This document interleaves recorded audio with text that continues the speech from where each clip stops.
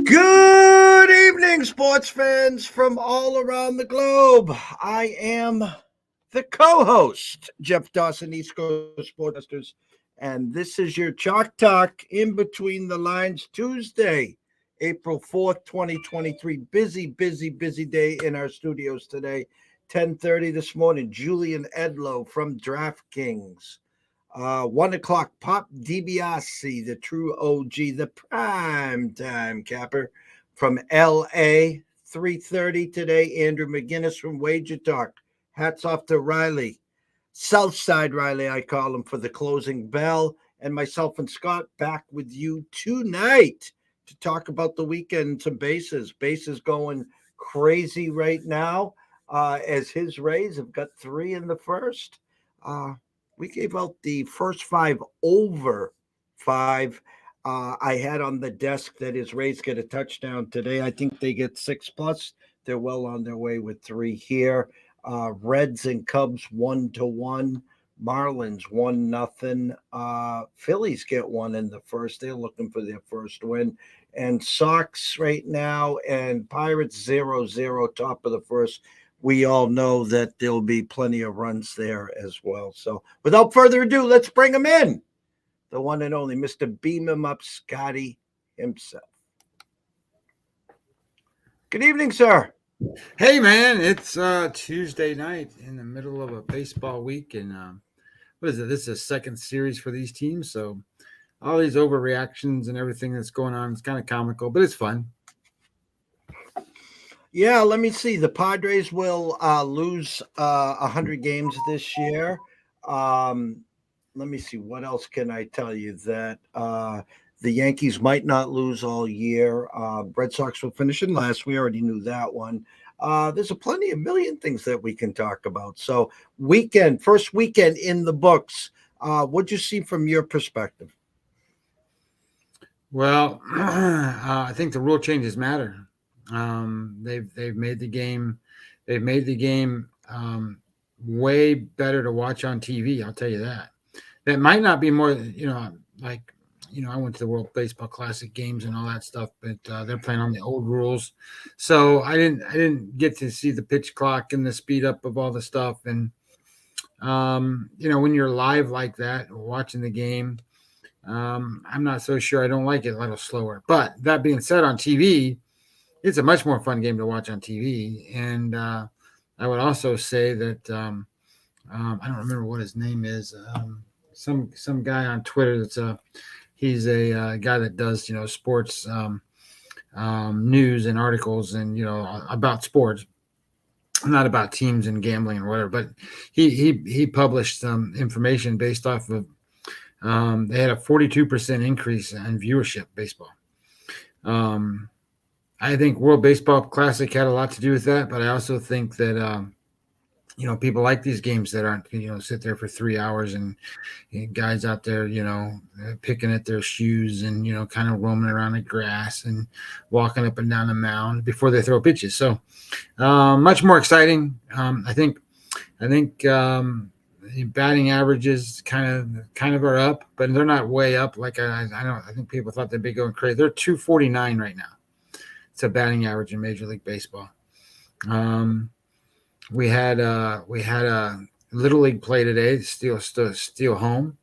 The guy on first steals to go to second. They throw to second, and the guy from third takes off, and they cut the ball off, and they try to throw him out at the plate, and he makes a good slide, and they didn't get him. So that was in the Arizona and San Diego game. So they got to steal at home. Stuff's going on, man. It's pretty fun. I'll tell you this one.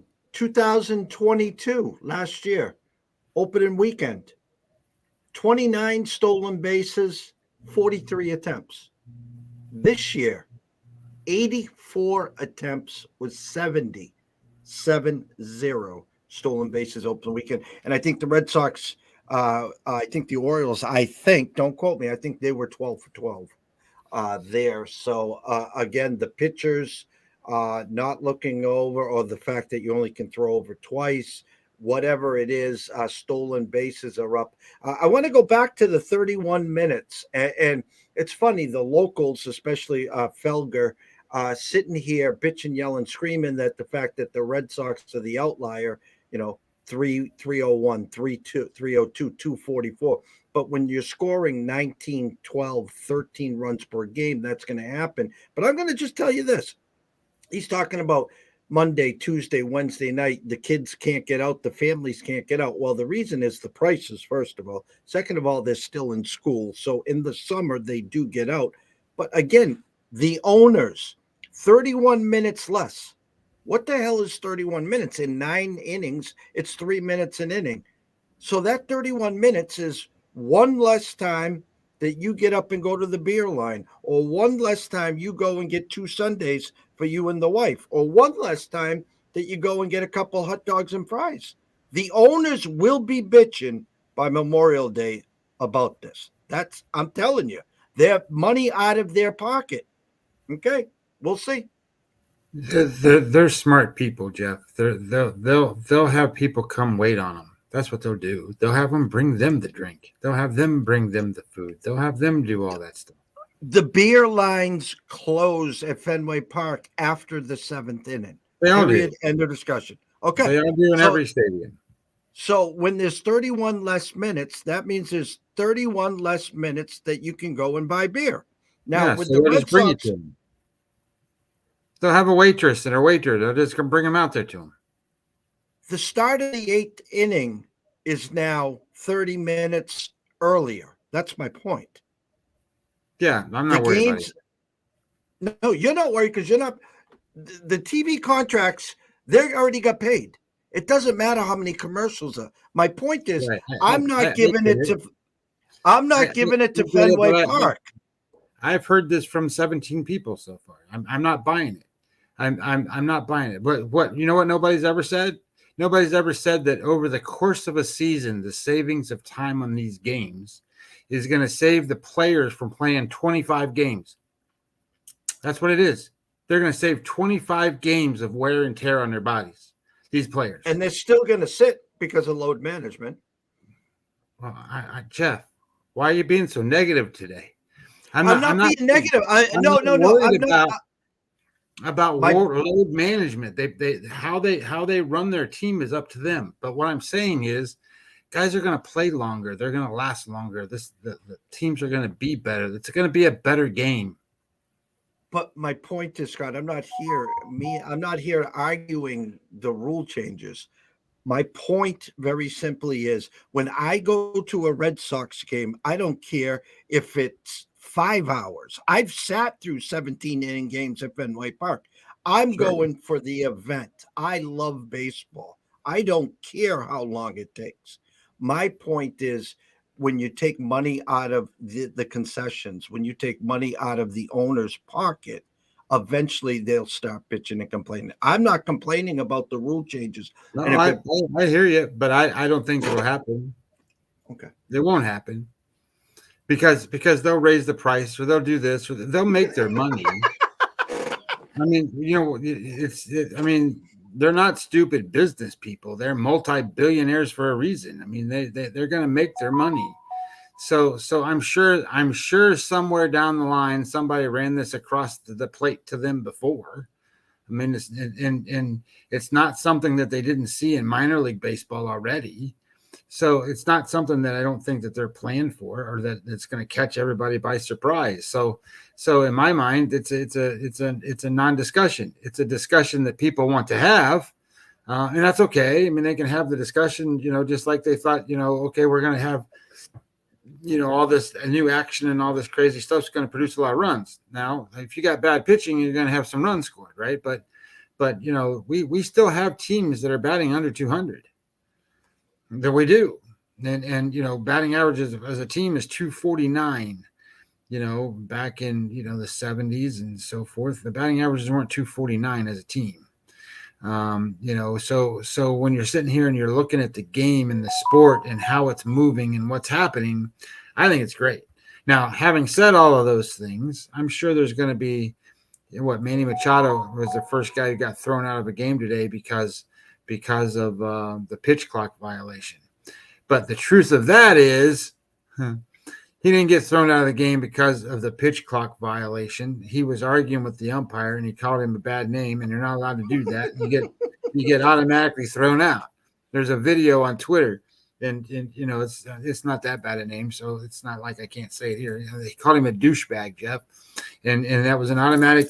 You're out of here, and that's what the umpire said to the manager. Bob Melvin's out there talking to him. He goes, Bob, he called me a douchebag, and that's it. I got to throw him out. That's the way it is.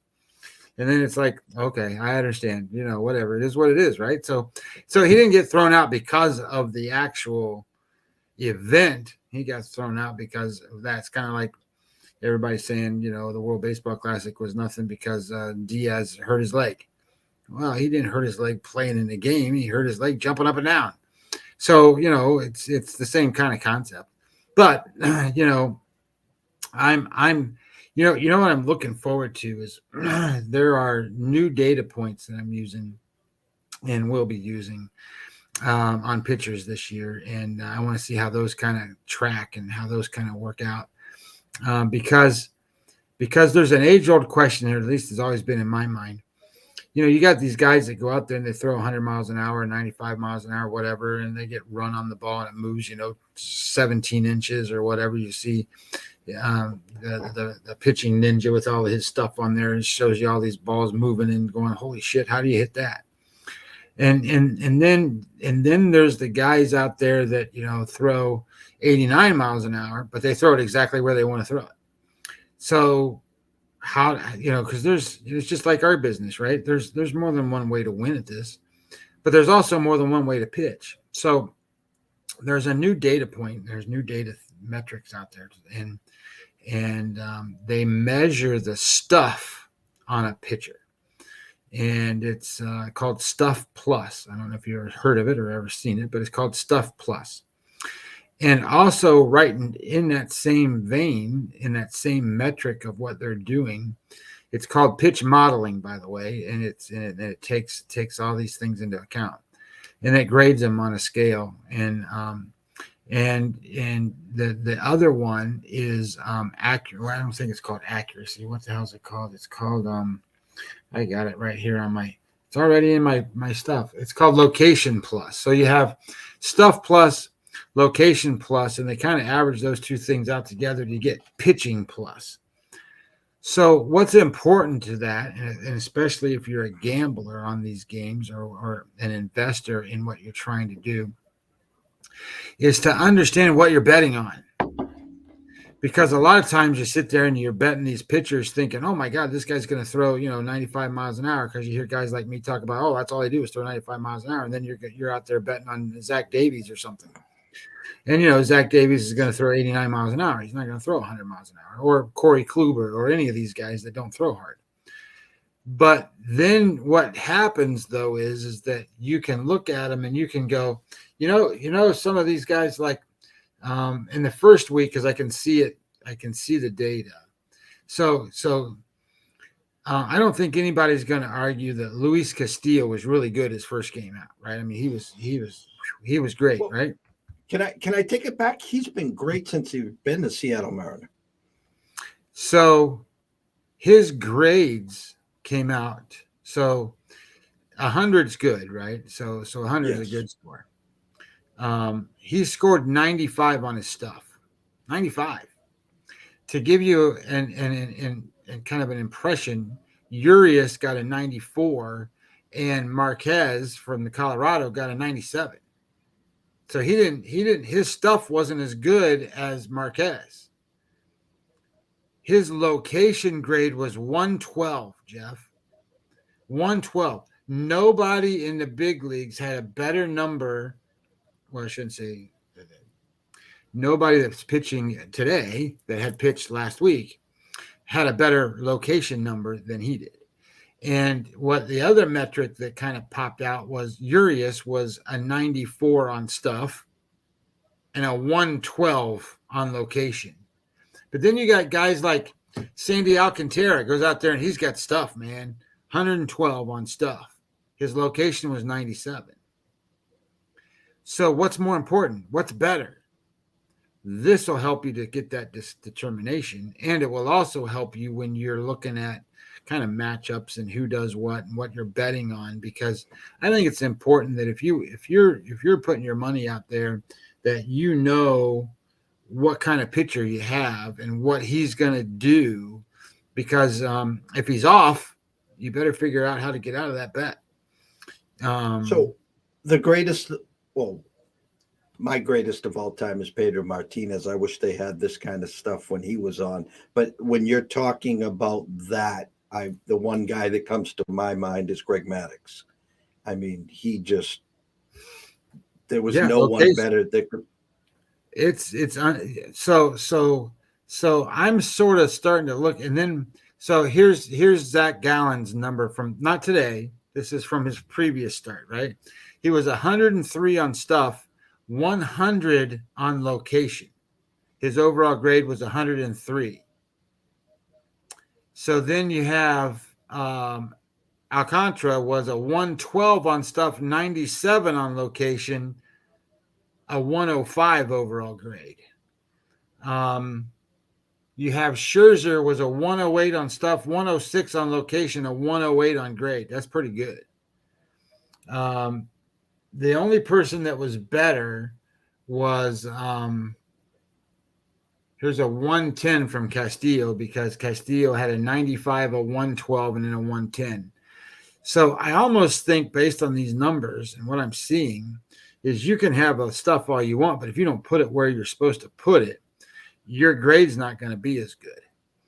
So that tells me that location is important, which then tells me, as a bettor, I need to make sure that my guy that has had the proper amount of, I don't want to call it rest, but not been overused, have the right amount of pitches for being able to throw, and get that one bad game out of his way, so that when that's coming, so you can go, oh shit, he had a bad game, he's going to pitch pretty good today, and you ride that pretty hard. So I think that there's a way to utilize this to predict a little bit about what you're seeing, kind of like what I do with game score. Game score I use a lot for that reason.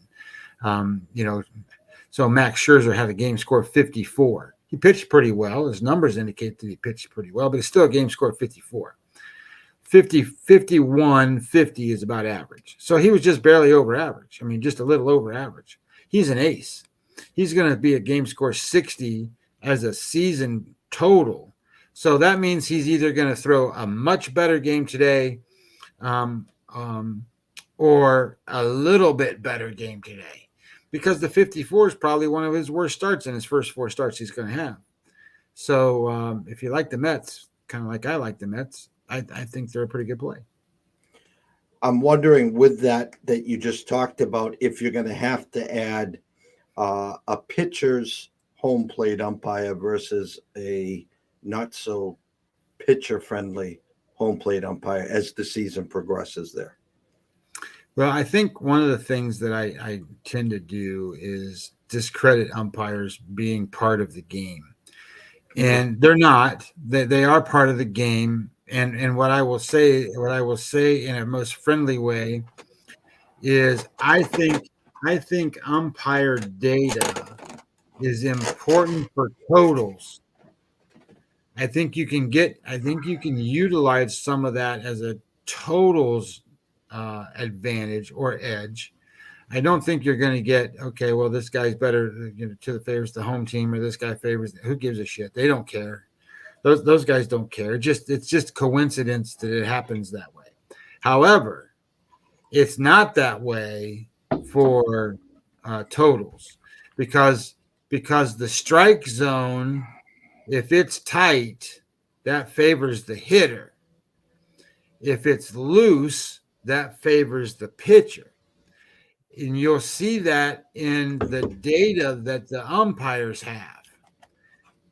So if an umpire's average runs or a game are high, that means he's got a tight zone. Pitchers have to throw the ball over the plate, or it's not called a strike. If it's a low runs number, then he's got a loose zone, and he can get balls called as strikes that are 2-3 inches outside. So that favors the pitcher. So he's going to get outs and get guys swinging at shit they shouldn't normally swing at. So you can use that, I think, for totals, but I would argue to anyone that it's probably not the best interest to start saying, well, this guy's at home, he's 12-4 to the home team. Okay, he didn't give a shit who's playing at home. He didn't care. All he's trying to do is call balls and strikes, and now count down to 8 seconds or whatever the hell he's got to do. So I think that that's how I do it. But I won't use any umpire data or any of that kind of stuff until at least a month into the season, because a month into the season, those guys are I think they're 4-man teams. They have rotated through enough that you're going to have 5, 6, 7 starts of a home plate umpire. And if you can get 5 or 6, 7 starts of a home plate umpire, you got a start of a trend, and you can see kind of where things go or how things go in with him. ECSI VIPs, first 5 over 5, Tampa and Washington. You can cash that right now at the window, 4-2, start of the bottom of the second. So as you can tell, we've been going into the first 5s. We've been digging in, looking at totals that don't make sense. Like I says, I thought your Rays you could get plus money today for them to get the touchdown to 6. You didn't need the extra point. My true number was 9 under. I had this right around a 6-2, 6-3 game. We're well on our way there. I guess my question to you, and I could be throwing you a big curveball here. Tomorrow, there's 13 games. 12 of them are in the afternoon. Now, I know it's early. Do you have any data or information, or is it too early for you to give out a couple potential leans or anything that you've been looking at? Well, I haven't really looked at the stuff for tomorrow quite yet, but I have some stuff that there's plenty of night games tonight too. Well, that's if you want to go to tonight. But we can talk about whatever. So I have some stuff on different things. One thing that I'm not going to necessarily 100% share, but I'm gonna kind of give a premise of to what's going on here is, think about this. If you're a home team and it's Thursday, not Wednesday, but Thursday, and you got to travel the next night, and you're going to play in, I don't know, wherever it's an away game, but you're the home team on Thursday. And it's a day game, which is what they do. They give you, Wednesday and Thursday, if you're traveling or whatever, they give you some day games. So one of the things that happens is a home team basically has to pack up and they got to go, right? I mean, right after the game, they got to get on an airplane and they got to go to the next city. Well, if you're a home dog and you're supposed to lose anyway, what kind of fight you think that team has in that game? Just food for thought. And I only say that because if you go back and do the data and the research on it, you'll find that it's that's a good play. So you want to look at that. Now, tomorrow in day games, I think you got some travel situations, and I'm almost positive that a lot of these things are teams traveling to the new cities, and they're home openers for the rest of the league that have been traveling. So that's why there are a lot of day games tomorrow. So that means I'll be up for a while tonight, but that's okay. I'm up all the time anyway with baseball shit. I was up till 3:30. I was up at 3:30 the other morning. The ESPN Sunday night game. We talked about this a lot last year. The team that has to travel the next day is a fade. The Phillies were at Texas Sunday night.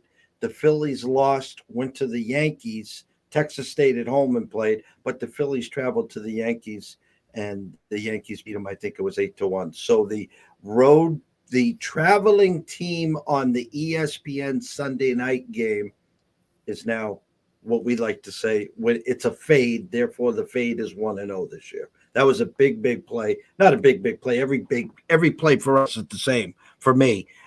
But the fact is that was a very profitable selection last year. I'll give you one that's probably no one's ever heard of before. So I call it the carryover theory. So if you're a away team and you just came off of a series of 3 games with a team and you're 2-1, you won that series, and you're going home. Now you're feeling pretty good. You're pretty confident. You feel pretty good. You win the first game at home a lot more than you lose that game. And vice versa of that, if you're a home team and you're off of a losing homestand and your first away game, that sort of feeling carries over on the airplane to the first game. Doesn't necessarily mean it's the series. I'm talking the first game. So the first game of a series, off of winning and losing things, are things to keep an eye on. Just food for thought. If you like that kind of stuff. I always bring up the Bronx Zoo. If you haven't read the book, go read the book. They talk about travel, the 9-game road trips and the first game back. Well, you've been away from the family, you've been away from the wife, you've been away from the girlfriend for 2 weeks, and usually you come out with we like to say weak legs on that first game back, and it's usually a good fade after a long road trip. We talk about if you've won 7 in a row and then you lose, the streak's over, you usually lose that next game as well, and vice versa. So there's a lot of trends that we'll be talking throughout the year here from that. Current scores: Rays, Nats 4-2. Sox 1-0 lead now, 2-1 Pittsburgh. Reds 3-1 right now against the Cubs. Marlins 1-0. I know a lot of people was on Alcantara the first 5. They were up 1-0. Phillies 2-0 on the Yankees. Did you want to talk about any games tonight, sir? You can talk about whatever you want. I mean, I can go over anything. If you want to talk about games tonight, I mean, I'm on one play today. That's it. I'm on the New York Mets. That's what I'm on. I'm on Scherzer against Miley. You know how many innings Miley threw last year, Jeff? 37. I'll just answer it because it's not very many. And most people wouldn't go, oh, I'm waiting, Miley. How many? He threw 100 innings. No, he threw 37. So this is almost like having a year off, and now you're going to come pitch. And I get it, Milwaukee won the last time they played them 10-something or whatever, but that's the reason why you want to go against them too a little bit. And I just think that my number on that game. So bookmaker Chris, where I play, was -160 is what they opened the Mets at. That was 145 when I bet it. So the number came down quite a bit, which I'm, overnight like that. So that's not unusual to see numbers come back into, line. My number was Mets -150. But what I liked about this game in particular, if I can switch over to my picture sheet here for a minute, Scherzer has a game score in his last 5 times against Milwaukee, 75. Remember I said earlier in the show, game score he threw was a 54, and he's not going to average 54. He's going to be much higher. It's going to be more like a 60 something for the course of the season. Well, when you're throwing a game score 75 out there, that means you're doing like 8 innings and allowing 3 hits and no runs and striking out 10. That's what it means. I kind of like the idea that they're going to hit Miley a little bit. Miley's not going to be able to last that long. He's just, Miley's a little older. That doesn't mean he's a bad pitcher. This means he's a little older. He's one of those guys that if his location is off a little bit, he's going to get roughed up some. So you bank on that. Guy has only pitched 37 innings, and so okay, and he's going to play max, and I can get max at under 150. Okay, great, I'll take it, because that was my number. My number was 150, and I'm like, all right, well, I'm getting a little bit of value there, and I also like the idea that they got beat 10 to whatever, 10 to 1 or 10 to 2 or 10 to nothing or whatever it was the last time they played. So I am way good with the idea being that that this is a pretty good spot for the Mets. Now, having said that, I did look at obviously I have every one of these things, and what we didn't talk about the last time is the how I get directed towards these things, and I just said my numbers, and my numbers come from a thing called Webby odds, and Webby odds are from Webby odds are created from this book. This is Joe Pita Trading Bases, and what I really liked about that is that he came up with a way to create numbers that take the book out of it.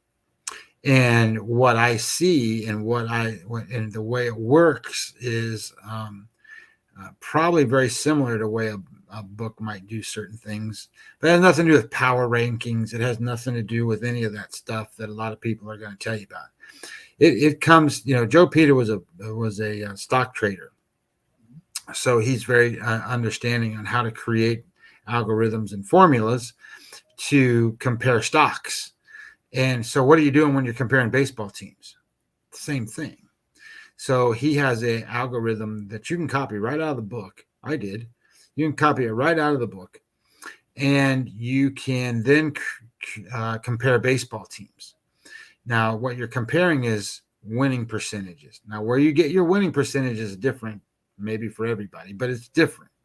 So do you take the winning percentage as they are today? Because if you do today, that's kind of crazy, because you're going to be looking at certain teams and go, well, no, that they have a winning percentage of 1,000%. The Minnesota Twins, for example.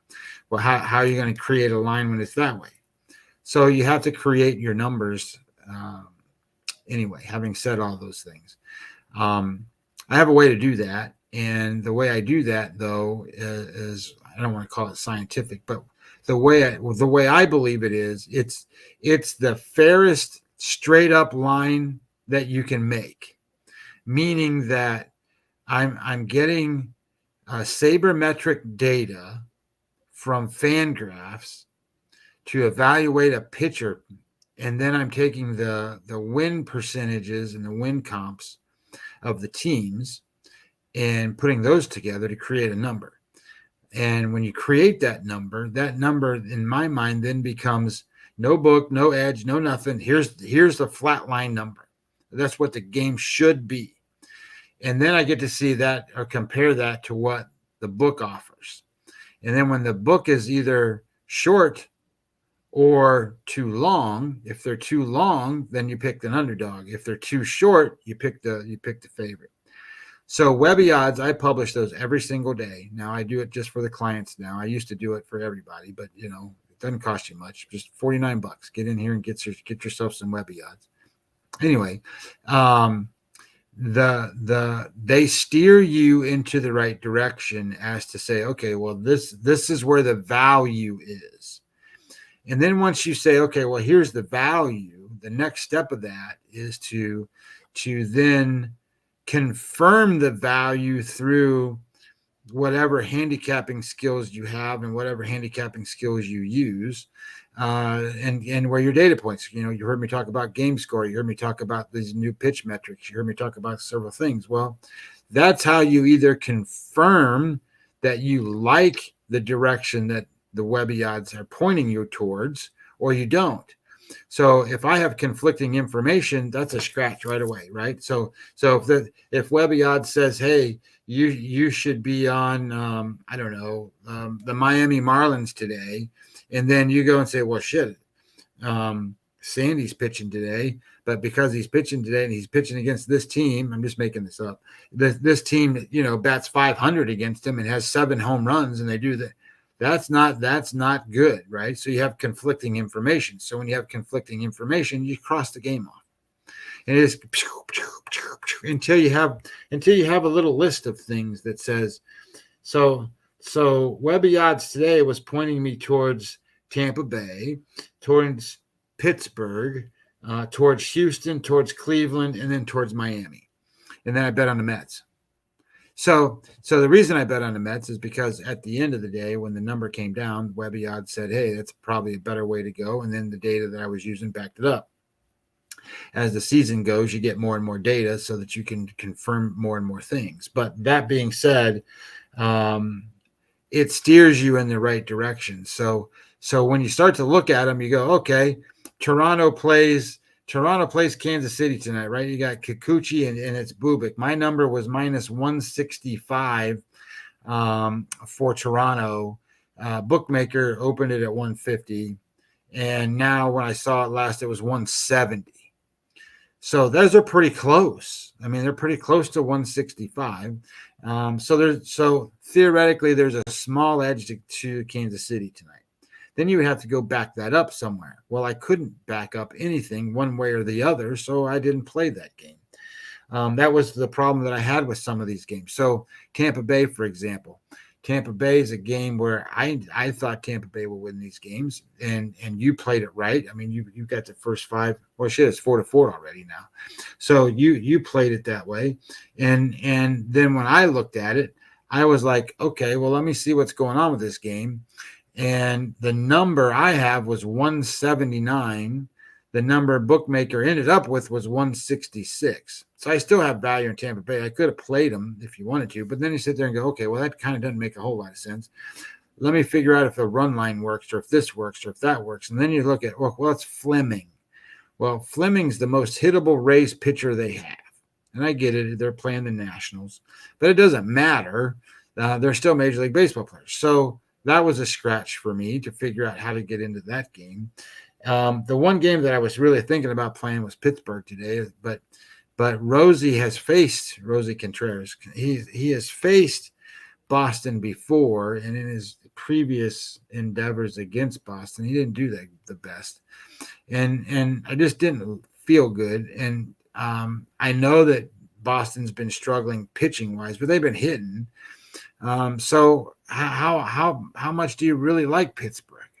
You know, if I look at my numbers on Pittsburgh, I sit there and I go,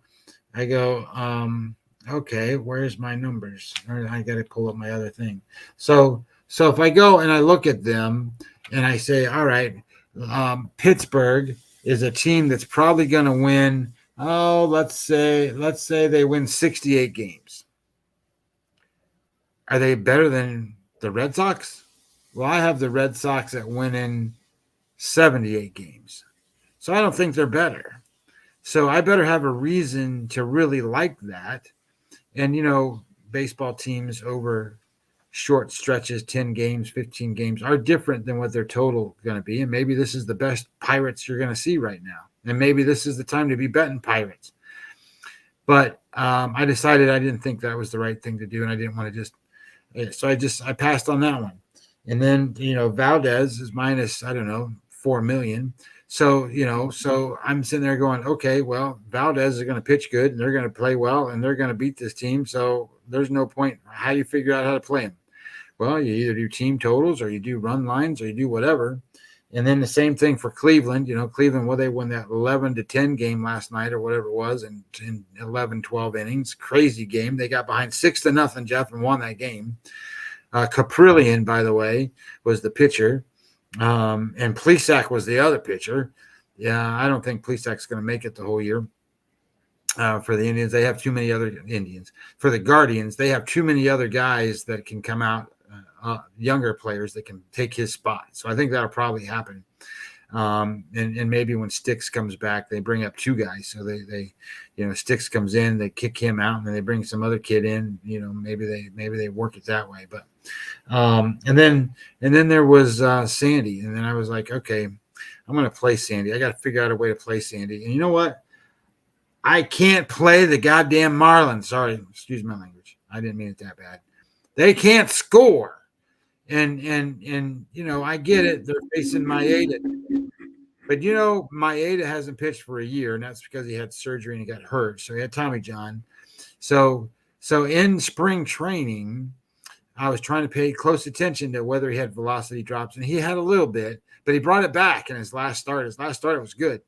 And what they always say, and he had the same thing. When you come back from that surgery and your first, say, 3, 4, 5, 6 starts, you can't throw strikes. Your command's all over the place. So I was like, you know what? This is probably pretty good. I think I kind of like this. But I decided, how am I going to bet it? Am I going to bet the full game? Am I going to bet it in the first half? If you bet in the first half, first half he was like minus 160, 155, and I think for the full game he was minus, I don't know, 145, 147. I'm like, shit, you can play him minus 147. That's pretty good. So I left it alone, and the only thing I bet was Mets. That was it. That's all I bet. The Alcantara, I had Andrew on earlier. He had him first 5 minus 150, and I looked the minus the hook first 5 was minus 120. So they were like saying, hey, listen, if you're going to do the hook and it's tied, spend the extra 30 cents. You would have got to win it 1-0 there. Austin Riley, 2-run homer for the Braves, 2-0 there in the top of the first. Mets are losing 2-0. Scherzer struggling out there. Jays left second and third in the first there. 4-4 Rays and Nats. We do cash that one. 3-1 Pirates over the Sox. 3-1 Reds. Cubs threatening. Braves 2-0. I said. Phillies still 2-0. Top 4 there. We're going to be back Thursday night, obviously, 9:00. Get it set up for the weekend. Any closing thoughts for the newbies? Just dipping their toes. College basketball is over. Masters week, NBA, NHL, getting ready for the playoffs. Talk to the newbie as a closing thought on what they should be looking at. Obviously, where they can find you and all your hard work as well. Well, I'm relatively easy to find. Hey, Billy, how you doing, brother? I am at man, I always say this, the www thing. I'm at mlb-daily.com. That's my website. Obviously, you can catch me on Twitter at Webby20MLB. I do a lot of my content now through the pay guys. The pay guys are $49. So I mean, I don't charge you guys $8 million. So the point of this is that I do a lot of work. I do a lot of sabermetric type stuff, a lot of things that I like to say is very descriptive in terms of how a game's supposed to go. So ideally, if the picture doesn't make sense, I don't paint it. So if I go out and play a game, then it needs to. And my toughest time, Jeff, the toughest time I have is the first 2 weeks because I got nothing to go on, other than kind of where I'm going and what's been happening, because all my data stuff starts happening, the second week, third week when the guys have made their third, fourth starts. So I'm kind of excited about that. This stuff coming along. I'm excited that, Gallen and some of these guys have made their second start today, because there is this rule of thumb, and I shouldn't say it's necessarily a rule of thumb. It's actually science, to be honest. So if you make 3 starts or you make anything that has to do with 3, the first time you go out and do whatever your grade is, let's just say it's a paper at school or something, and you got a C, so you got an average grade. Well, the next time you go out, what should you expect? Should you expect a better than a C, or should you expect lower than a C? Well, or should you expect another C? Well, here's the reality of it is, right? We're all humans. And because we're all humans, we don't go out and go, my average score is a 70 game score, whatever. Let's just say we'll make a good number, 53. My average is 53. I go out and throw a 53 every day. Well, that's not how it works. you're going to go out and you're going to throw a 65, you're going to go through a 42, you're going to go through a 54, you're going to go through a 50, you're going to go through a 54, you're going to, whatever. So you end up with an average through the course of the year of 53. So in the first 3 starts of a major league pitcher, what you want to see is the outliers. You want to see those right away. So an outlier high, a guy that goes out and gets a game score 70, he ain't going higher. His next start's not going to be higher. His next start's going to be lower. It doesn't, there's no way it can be any higher. So you're not going to go 70, 70, 70. It doesn't work like that. So even if he goes 70 to 50, which is what an average start is, 70 to 50, that's a pretty big drop off from what he did the time before. But that's still between 70 and 50. That's 120 divided by 2. That's 60. So his average score is still ace-like. He's a 60 pitcher, but he's at a 50. If you knew that he was going to have a 50 start and your guy was going to be at a 60 or better start, you got a much better chance to win that game. And that's what game score does. And in the first 3 starts, those guys will have established their root number. So the first start is, I don't know, a 60. The next start is a 40. And then the next start is, I don't know, a 50. So I think that's 150. So over those 3, they go up and down, but their root number then is a 50. So you're going to assume his last start, I don't remember what I said, whether it was a 60 or a 40. Let's say it was a 60 was his last start. If his last start was a 60 and he's going to average a 50, you can pretty much be assumed he's either going to be a 50 or below the next time out. It's kind of the way it works. So as these things all sort of shake out and go down, you can use a little bit of science and a little bit of math and a little bit of this and a little bit of that. And then all of a sudden you sit there and you go, holy shit, I'm 9-2. That's my start anyway, 9-2 so far. And I'm not saying that the Mets are out of this. They got a strikeout flat and they got a guy on first, so they got a single. But it's just like yesterday. I was on the Angels in the first 5 innings yesterday because I was on Reed Detmers. Kid was throwing 95 miles an hour. It was great. Gave up. I don't remember what it was. If it was a home run or he couldn't get Julio Rodriguez out, and then Julio Rodriguez kept stealing second base, and then somebody would move him over or something, and he scored twice, and I was like, holy shit! And then we're behind, and then Trout walks and Shohei comes up and hits one out, and I'm like, there we go. That's all I needed. And then they tried to give it away in the bottom of the 5th inning. And I was like, God damn it. But they hold on. They won 4-3. And then they went on to win the game. It's way too early to tell you that these teams are going to play like they are. But, I was pretty high on the Angels and pretty low on the Mariners. So I was kind of like, well, it makes me look smart. But I'm like, they got 18 more times they're going to play each other, or whatever time, because they reduced the number. It's not 19 times anymore. I think it's 13 times they play each other or something like that. But anyway, word to the wise is don't overreact. Know what you're doing. Control things.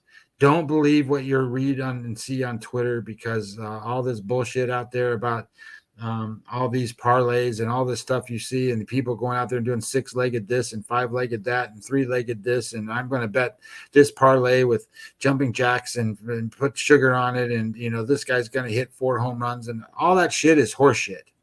I'm just telling you. And if you want to believe it, then go bet it.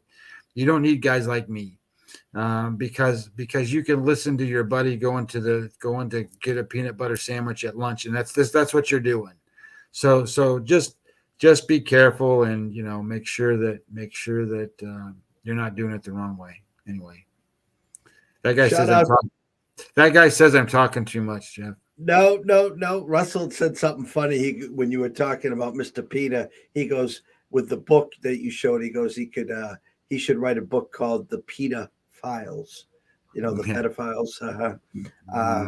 Shout out to Russell. Shout out to Billy. Mr. Bill, hug that beautiful bride, Rebecca.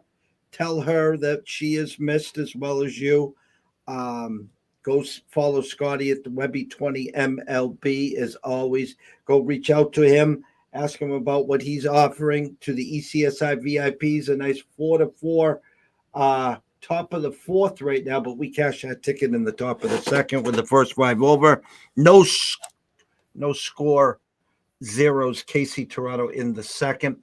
Tomorrow, Scotty, you got a layup, supposedly. Patrick Corbin versus Shane McClanahan. So that ought to be fun for you there. Max got out of it. Now bottom of the second, 2-0 there. And of course, the Red Sox trail 3-1, top of the fourth. Thursday night, 9 o'clock, myself and Scotty will be back talking some MLB. Tomorrow, 3 o'clock, Brady Cannon, formerly of VEASAN, will be here to break down the Masters. Myself and Riley will be back around 4:30 for the closing bell. It's baseball season, and we will be ready here at ECSI. Myself and Scotty do a lot of talking. We'll have a show on the weekends as well to get everyone up to speed there. Reach out to him if you have any questions on how to become an ECSI VIP, and you're not, if you can afford $3 a day. That's a Starbucks Venti coffee. You can get everything delivered to your cell phone and emailed for just $3 a day. The last 19 weeks, 14 winning weeks. We call it Envelope Monday. 2 losing weeks and 3 pushes. So in 1 week, will be week number 20. So there's 4 weeks in every month. In the last 5 months, we've had 2 losing weeks, and that doesn't include UConn plus 1,600 future. Congrats to Billy. Billy had a piece of UConn. Go Huskies, as well as we did. So thank everyone here. If you're not following us, please follow us on social media. If you're not following us on YouTube, go to East Coast Sports Investors and subscribe. It's free. Turn on the notifications and never miss a show. From myself, Jeff Dawson at DC Sports Invest, from the one and only Scott Webb. Wish everyone a great evening. Have some fun. Score some runs. And we'll see you in the morning.